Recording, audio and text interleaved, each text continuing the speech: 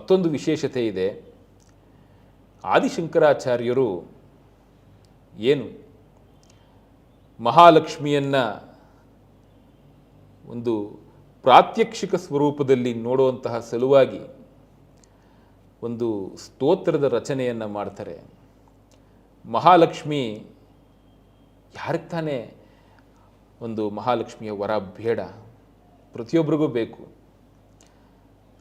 ಮಹಾಲಕ್ಷ್ಮಿಯ ಸ್ವರೂಪದಲ್ಲಿ ಒಂದು ವರಪ್ರದವಾದ ವಿಚಾರಗಳು ಯಾವುದೇ ಒಬ್ಬ ಮನುಷ್ಯನಿಗೆ ದೊರಕಿದಾಗ ಅವನು ಎಂಥ ಒಂದು ಅವಸ್ಥೆಯಲ್ಲಿದ್ದರೂ ಒಂದು ಶ್ರೀಮಂತಿಕೆಯ ಒಂದು ಸುಪ್ಪತ್ತಿಗೆಯಲ್ಲಿ ಅವನು ಮೆರೆಯುವಂತಹ ಒಂದು ಸಂಪನ್ನತೆ ಅವನಿಗೆ ದೊರಕುತ್ತೆ.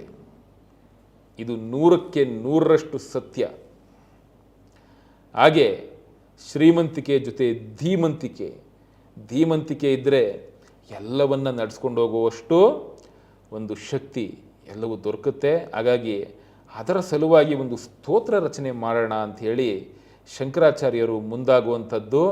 ಅಂತಹ ಸಂದರ್ಭದಲ್ಲಿ ಅವರು ಕನಕಧಾರ ಸ್ತೋತ್ರ ಅಂಥೇಳಿ ಒಂದು ಸ್ತೋತ್ರ ರಚನೆ ಮಾಡ್ತಾರೆ.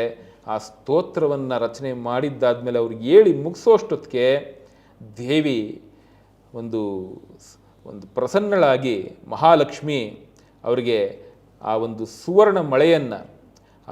ಸುವರ್ಣ ಮಳೆಯನ್ನು ದೇವಿ ಸುರಿಸ್ತಾಳೆ. ದೇವಿಗೆ ಸಂಪ್ರೀತವಾದಂತಹ ಕನಕಧಾರ ಸ್ತೋತ್ರ ರಚನೆಯಾದಂತಹ ಒಂದು ಸುದಿನ ಈ ಅಕ್ಷಯ ತೃತೀಯದ ಈ ಒಂದು ದಿನ.